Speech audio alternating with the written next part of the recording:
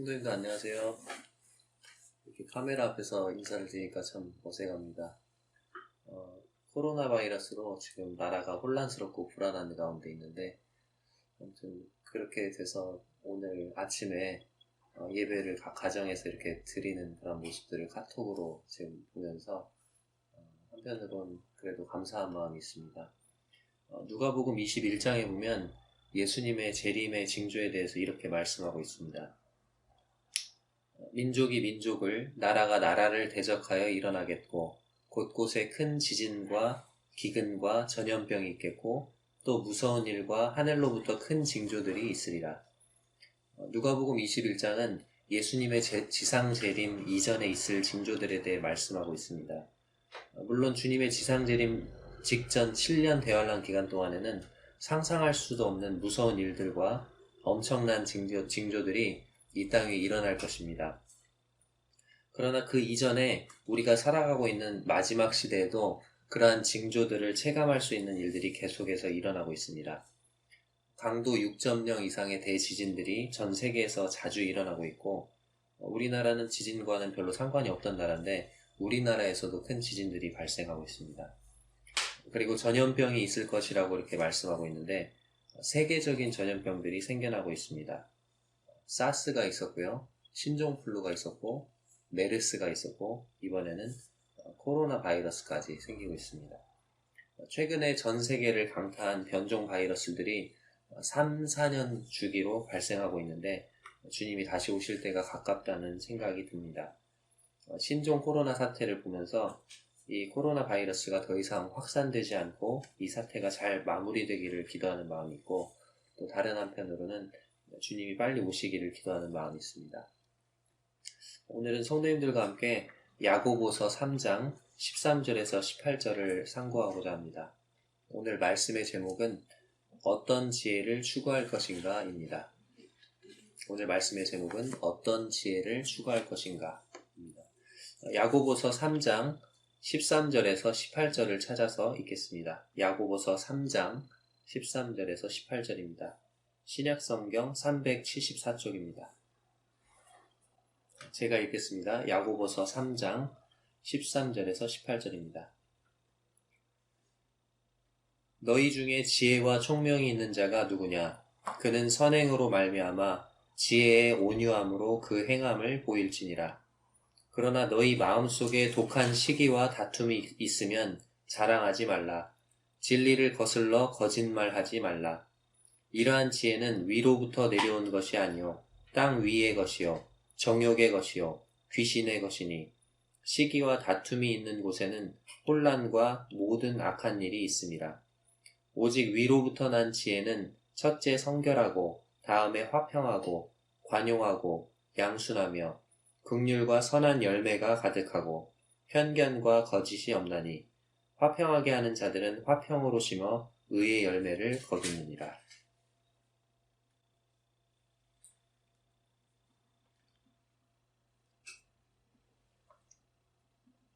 13절 처음 부분을 보시면 너희 중에 지혜와 총명이 있는 자가 누구냐 이렇게 시작하고 있는데요. 제가 알고 있는 어떤 형제님의 이름이 명철입니다. 그 형제님 이름이 명철인데 그 형제님에게 여동생이 하나 있어요. 그 여동생 이름이 뭘까요? 지혜입니다. 그 형제님 아버지가 이 아이들이 태어나기도 전에 딸을 낳으면 지혜로, 그리고 아들을 낳으면 명철이로 짓기로 마음을 먹었다고 합니다. 그런데 아들과 딸을 하나씩 낳은 거죠. 그래서 이름을 아들은 명철로, 그리고 딸은 지혜로 그렇게 지었다고 합니다. 총명이라는 이름도 흔하진 않지만 들어본 적이 있는 것 같습니다. 사람들은 왜 그런 이름을 지을까요? 왜 그런 이름을 좋아할까요? 사람들은 지혜롭기를 바라고 명철해지기를 바랍니다. 그리고 총명하길 원합니다. 그러면 어떤 것이 지혜로운 것일까요?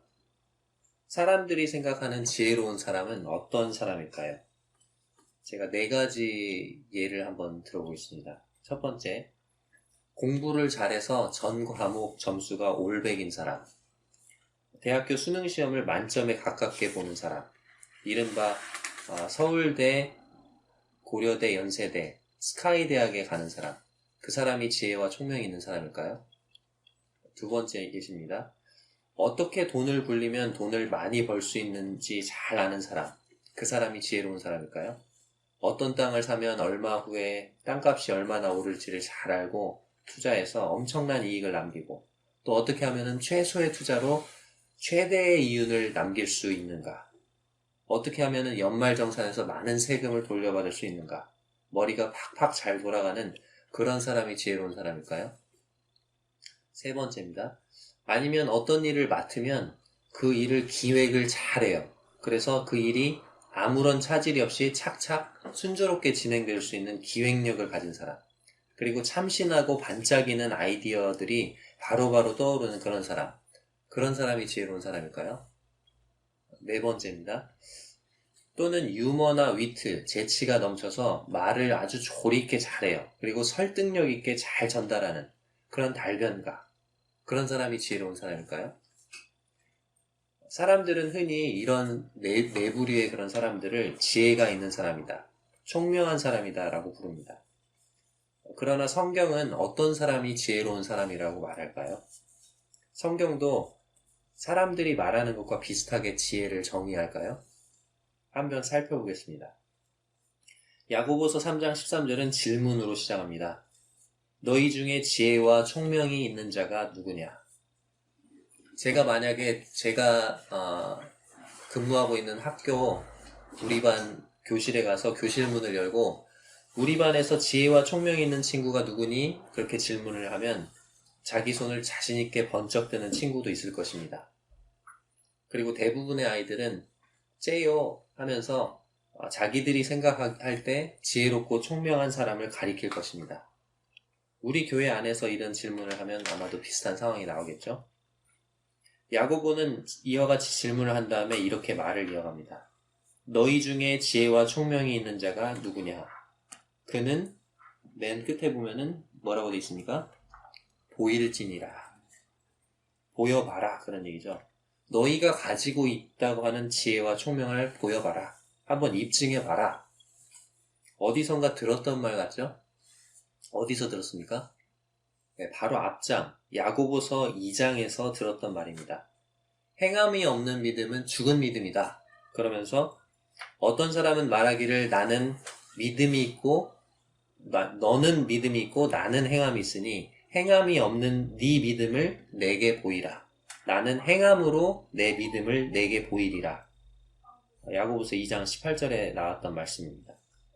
네 믿음을 한번 내게 보여봐라. 나는 내 믿음을 행함으로 보이겠다. 입증해 보이겠다는 것입니다. 그러니까 믿음은 행함으로 입증해 보일 수 있다는 것이었죠. 그런데 지혜도 마찬가지라는 것입니다. 13절 끝부분에 보면은 지혜와 총명이 네가 있다고? 그래, 그럼 한번 보여봐. 근데 어떻게 무엇으로 보이라고 하고 있습니까? 13절 끝부분에. 그 무엇을 보이라고요? 그 행함을 보일지니라. 지혜도 그 행함으로 입증해 보일 수 있다는 것입니다. 지혜는 그 말로 보이는 것도 아니고요. 그 아이디어나 생각으로 보이는 것도 아닙니다. 지혜는 말이나 생각으로 입증해 보이는 것이 아니에요. 행함으로 입증해 보일 수 있다고 성경은 말하고 있습니다. 그런데 어떤 종류의 행함인가요? 자, 13절 그 질문 바로 다음에 뭐라고 되어 있습니까? 너희 중에 지혜와 총명이 있는 자가 누구냐? 그는 무엇으로 말미암아 그 행함을 보이라고 하고 있습니까? 네, 선행으로 말미암아 선한 행위로 보일 수 있다는 것입니다. 지혜와 총명은 선한 행위로, 다른 번역에 보면 선한 삶으로, 선한 행실로 입증할 수 있다는 것입니다. 그런데 선한 행위로 보이라고 하니까 너무 막연하죠. 그래서 선한 행위가 무엇인지 부연 설명해주고 있습니다. 보니까 선행으로 말미암아 다음에 오는 말이 뭡니까? 지혜의 온유함으로. 지혜에서 오는 온유함으로. 그래서 선한 행위는 온유함으로 행하는 행위라는 것입니다. 다른 번역 성경에는 이 온유함이란 단어가 겸손함으로 나와 있어요. 그리고 지혜의 온유함으로 이 부분이 이렇게 나와 있습니다. 지혜에서 오는 겸손한 가운데 행한 행위들로 라고 되어 있습니다. 다시 말해서 지혜와 총명이 있는 사람은 겸손한 행동으로 자신의 지혜와 총명을 입증해 보일 수 있다는 것입니다. 보통 자기가 지혜롭다고 생각하는 사람, 자기가 지혜롭다고 착각하는 사람들은 보통 어떻게 행동할까요? 자기가 지혜롭다고 생각하는 사람은 다른 사람들이 자기보다 덜 지혜롭다고 생각합니다. 내 생각과 의견이 다른 사람들의 생각이나 의견이 내 생각과 의견이 다른 사람들의 생각이나 의견보다 더 낫다고 생각을 하는 거죠. 그래서 다른 사람들의 의견을 잘 듣지 않습니다. 다른 사람들의 말을 듣기보다는 자기 말을 하는 것에 더 집중하죠. 그리고 다른 사람들의 의견을 무시하고 자기 의견을 관철시키려고 합니다. 왜죠? 왜냐하면 내가 다른 사람들보다 더 지혜롭다고 생각하기 때문에 그렇습니다. 이런 생각과 태도를 성경은 교만이라고 말합니다. 그러나 정작 성경은 지혜로운 사람은 교만한 사람이 아니다. 겸손한 사람이다. 이렇게 말하고 있습니다. 하나님이 주시는 지혜는 그 사람으로 하여금 겸손하게 행동하게 한다고 말하고 있습니다. 그래서 어떤 사람이 겸손하게 행동하는 것을 보면 그 사람은 지혜롭고 총명한 사람이구나. 그것을 알 수 있다는 것입니다. 우리가 자주 읽는 잠언 1장 맨 첫 부분에 보면 하나님을 경외하는 것이 지혜의 근본이라고 나와 있습니다. 하나님을 경외하는 것이라는 것은 하나님을 두려워하는 것이라는 거죠. 하나님을 두려워하는 사람은 어떻게 행동할까요? 교만하게 행동할까요? 아닙니다. 하나님을 두려워하기 때문에 겸손하게 말하고 또 행동할 것입니다. 다른 사람들의 의견을 존중하고 또 자신과 다른 사람들의 의견과 생각에도 귀를 기울일 줄 압니다. 이제 14절에서 16절까지 그리고 17절에서 18절까지 두 종류의 지혜에 대해서 말씀하고 있습니다. 14절에서 16절까지는 세상적인 지혜, 그리고 17절에서 18절까지는 하늘에 속한 지혜. 자, 하나는 정욕적인 지혜, 또 다른 하나는 영적인 지혜. 하나는 마귀적인 지혜, 또 다른 하나는 하나님으로부터 온 지혜. 이렇게 두 종류의 지혜에 대해서 말씀하고 있습니다. 먼저 그러면 14절에서 16절까지 세상적이고 정욕적이고 마귀적인 지혜에 대해서 살펴보겠습니다. 이 지혜는 흔히 세상 사람들이 말하는 지혜를 가리키는 거죠. 14절 읽겠습니다. 그러나 너희 마음속에 독한 시기와 다툼이 있으면 자랑하지 말라. 진리를 거슬러 거짓말하지 말라. 어떤 사람이 지혜가 있다고 말을 해요. 그런데 그 마음속에 독한 시기와 다툼이 있다. 그렇다면 그것은 성경이 말하는 지혜의 모습이 아니라는 것입니다. 따라서 그 사람은 나는 지혜가 있어요 라고 그렇게 자랑해서는 안 된다는 것입니다. 여기 독한 시기가 나와 있는데 시기가 무엇입니까? 시기는 다른 사람에 대해서 샘을 내고 미워하는 마음입니다. 그리고 여기 다툼이 나와 있는데요. 다툼이 공동번역 성경에는 이기적인 야심이라고 나와 있습니다. 자신의 이익을 위해서 무엇을 이루고자 마음속에 품고 있는 욕망을 가리킵니다.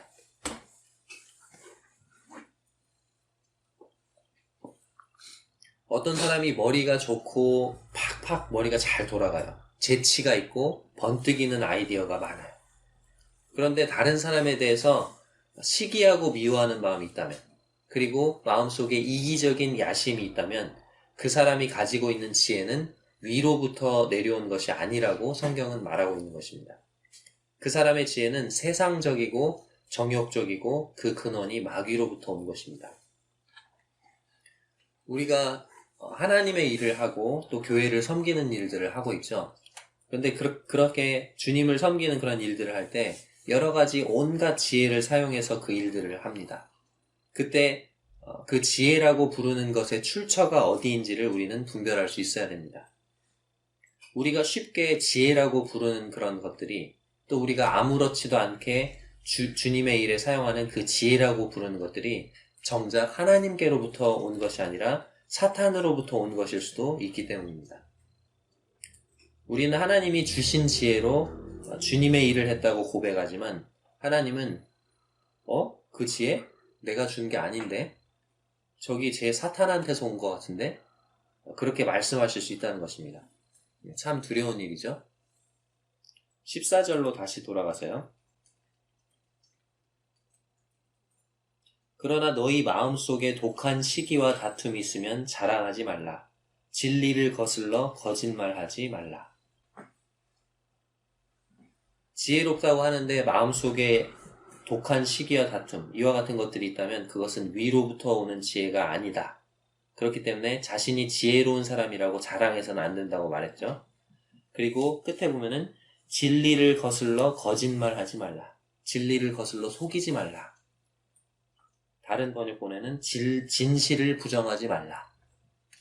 그러니까 마음속에 독한 시기와 다툼이 있으면서 자신이 지혜롭다고 말하는 사람은 자신에게 위로부터 오는 그 지혜가 없다는 사실을 부정하고 속이는 것입니다. 그러니까 네가 참 지혜를 가지고 있다고 너 자신을 속이지 말라. 진실을 부정하지 말라. 이렇게 말하고 있습니다. 15절입니다. 이러한 지혜는 사실 여기 지금 지혜라고 부르는 이 지혜는 하나님이 보실 때에는 지혜라고 도저히 할 수가 없는 것입니다. 하나님의 평가가 진실되고 참된 평가죠. 사람들이 지혜라고 부르는 것, 그것은 하나님 앞에 어리석은 것이고 우매한 것입니다. 사실상 사람들이 지혜라고 부르고 동경하는 것들의 정체가 실상은 위로부터 내려온 것이 아니라고 여기서 말하고 있습니다. 그 지혜의 근원이 위로부터 온 것, 즉 하늘이 아니라 땅의 것이라고, 여기 보니까 땅 위의 것이라고 말하고 있습니다. 즉 그 지혜는 땅에 속한 것이고 세상적이고 세속적인 것이라는 것이죠. 자, 그리고 두 번째, 정욕의 것이라고 되어 있는데 정욕적인 것. 영어 성경에는 unspiritual, 이게 무슨 말이냐면 영적이지 못한 것이라는 뜻입니다. 우리가 사용하는 그 지혜라고 부르는 것이 어떤 때는 영적인 것인 것처럼 보일 수가 있고 영적인 것으로 들릴 수가 있어요. 그러나 실상은 그 실상을 파헤쳐 보면 영적인 것이 아니고 정욕적인 것이라는 것입니다. 즉 우리 육신의 죄악된 본성에서 비롯된 것일 수 있다는 것입니다. 자, 그리고 세 번째, 귀신의 것이라고 되어 있죠. 그러한 그 세상적인 지혜는 성령으로부터 온 것이 아니고 귀신으로부터 온 것이라는 것입니다. 우리가 지금 쓰고 있는 성경이 개역 개정인데요. 여기는 귀신적이다 이렇게 되어 있는데 그 전에 우리가 사용하던 개역 한글 성경에는 마귀적이다 그렇게 나와 있고요. NIV 성경에는 악마적이다 이렇게 나와 있습니다. 그러니까 그런 세상적인 지혜, 우리가 흔히 생각하는 그런 세상적인 지혜들의 근원이 사탄으로부터 온 것이라는 것입니다. 16절을 읽겠습니다. 시기와 다툼이 있는 곳에는 혼란과 모든 악한 일이 있습니다. 다시 한번 시기와 다툼을 언급하죠. 시기와 다툼이 아까 이기적인 야심이라고 했는데 시기와 이기적인 야심이 있는 곳에는 혼란이 있습니다. 혼란이 뭐냐면 요란함, 분란 이런 것들이죠. 그러니까 시기가 있고 이기적인 야심이 있는 그런 사람, 그 사람의 그 지혜를 가지고 뭔가를 일들을 할 때는 혼란함이 있어요. 분란함이 있어요. 다툼이 있고 싸움이 있는 거죠. 모든 악한 일, 더러운 행실들이 있습니다. 시기와 이기적인 야심에서 비롯된 이 세상적인 지혜의 열매들이 어떤 것들인지를 우리에게 보여주고 있습니다. 거기에는 혼란이 있고 분란이 있고 또 모든 악한 일이 있다고 말씀하고 있습니다. 자, 이제 17절에서 18절에는 위로부터 난 지혜에 대해서 말씀하고 있습니다. 앞에서 말한 세상적이고 정욕적이고 마귀적인 지혜와는 반대되는 그러한 지혜를 말씀하고 있죠. 여기 17절에서 18절에서 말하고 있는 이 지혜는 위로부터 난 지혜입니다. 하늘에 속한 지혜입니다. 그리고 영적인 지혜입니다. 그리고 성령이 주시는 하나님의 지혜입니다. 여기 보니까 위에서 난 지혜의 특징 8가지를 열거하고 있습니다. 근데 맨 처음에 우리가 13절에서 이미 이 위로부터 난 지혜의 특징 하나를 소개했죠. 그게 뭐였죠? 온유였죠. 온유, 겸손. 그것까지 포함해서 세면은 이 위로부터 난 지혜의 특징이 8가지가 아니고 9가지가 됩니다. 뭐랑 비슷하죠? 9가지 뭐가 생각납니까? 네, 성령의 열매하고 비슷하죠. 자, 갈라디아서 5장에 보는 그 성령의 9가지 열매와 비슷합니다. 한번 여기 손을 넣고 잠깐 갈라디아서 5장을 살펴보겠습니다. 앞으로 잠깐 넘기셔서 갈라디아서 5장 22절 23절입니다. 갈라디아서 5장 22절 23절입니다. 신약성경 309쪽입니다. 갈라디아서 5장 22절과 23절. 네, 제가 읽겠습니다. 오직 성령의 열매는 사랑과 희락과 화평과 오래 참음과 자비와 양선과 충성과 온유와 절제니 이 같은 것을 금지할 법이 없느니라. 여기 지금 성령의 열매 9가지가 나오고 있죠. 이 9가지하고 지금 야고보서 여기 이제 손을 잠깐 이렇게 놓고 이렇게 보시면 좋겠네요. 야고보서 지금 3장 17절 18절에 나오는 17절에 나오는 이 위로부터 난 지혜의 특징 이 9가지하고 한번 비교를 해보겠습니다. 자, 위로부터 난 지혜는 첫째, 성결하다고 되어 있습니다. 이 성결은 그 성령의 열매에는 안 나와 있어요. 자, 두 번째 뭡니까? 화평이 나와 있죠. 화평이 있습니까? 없습니까? 성령의 열매. 네, 사랑과 희락과 화평과 화평이 있죠. 그 다음에 그 위로부터 난 지혜의 특징 세 번째가 뭡니까? 관용하고, 관용이 뭐냐면 이게 참는 걸 인내하고 참는 걸 말하는 거죠. 그래서 오래 참음에 해당됩니다. 그 다음에 양순하며, 그리고 긍휼과, 자, 긍휼을 다른 말로 뭐라고 하죠? 자비라고 할 수 있습니다. 자비. 그래서 성령의 열매 그 자비에 해당이 되겠습니다. 그 다음에 선한 열매가 가득하고, 자, 선한 열매, 선하다. 뭐하고 같죠? 양선과 같죠? 좋을 양자, 선할 선자잖아요. 자, 양선. 그 다음에 편견 없음. 이것도 나와 있진 않아요. 그 다음에 거짓이 없음. 자, 이 거짓이 없음은 진실함, 신실함. 그래서 충성하고 비슷하다고 볼 수가 있겠습니다. 성령의 열매 중에서. 그 다음에 거짓 없음으로 끝나는데 아까 맨 처음에 뭐가 있었죠? 온유함, 겸손함, 온유. 근데 여기 성령의 열매에도 온유가 나와 있어요. 그래서 성령의 열매하고 여기에 나와 있는 이 위로부터 난 지혜의 특징과 6가지가 겹칩니다. 그것을 염두에 두시고요. 자, 그러면 위로부터 오는 지혜의 특징을 한번 살펴보겠습니다. 17절에 보면은 오직 위로부터 난 지혜는 첫째 어떻게 한다고요? 성결하고 그렇게 나와 있죠. 자, 위로부터 난 지혜에서 가장 중요하게 그리고 가장 첫 번째로 강조하는 특징이 뭐냐? 성결입니다. 자, 성결이라는 것은 쉽게 말해서 순결, 거룩하고 깨끗한 것, 죄와 상관이 없는 것을 가리킵니다. 지혜롭게 어떤 일을 처리한다? 그 말은 위로부터 온 지혜를 가지고 어떤 일을 지혜롭게 처리한다. 그 말은 뭐냐면 죄와 상관이 없는 방법으로 깨끗한 방법으로 일을 처리한다는 것을 의미합니다. 그런데 어떤 일을 하는데 깨끗하지 못하거나 떳떳하지 못한 방법으로 한다? 그렇다면 온갖 머리를 짜내서 한다고 해도 그것은 위로부터 난 지혜는 아닌 것이죠. 그것은 하나님으로부터 온 지혜가 아닌 거예요. 그러니 성도님들도 어떤 일을 지혜롭게 하기를 원하실 때는 가장 먼저 이 첫 번째 기준에 비추어 보시기 바랍니다. 이 일이 과연 성결한가? 하나님 보시기에 깨끗하고 떳떳한가?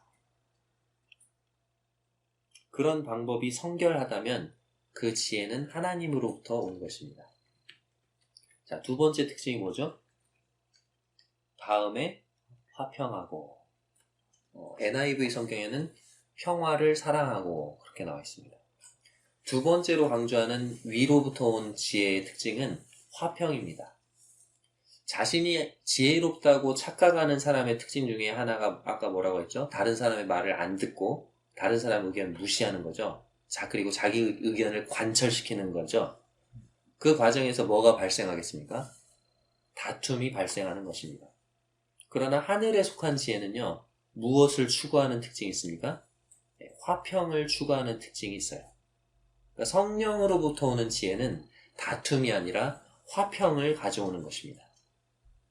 근데 우리가 순서에 유의해야 합니다. 성결 다음에 화평이에요. 여기 보니까 다음에 화평하고 라고 돼 있죠. 화평을 유지하기 위해서 성결함을 희생시켜서는 안 됩니다. 성결함을 희생시키지 않으면서 화평을 유지하기 위해서 할 수 있는 모든 노력을 다 해야 된다는 의미입니다. 자, 세 번째 특징이 뭡니까? 관용입니다. 관용은 부드럽고 친절한 것, 점잖고 사려 깊은 것. 위로부터 오는 지혜를 갖춘 사람은 거만하지 않죠. 무례하지 않습니다. 위로부터 오는 지혜를 갖춘 사람은 다른 사람의 감정을 배려할 줄 아는 신사입니다.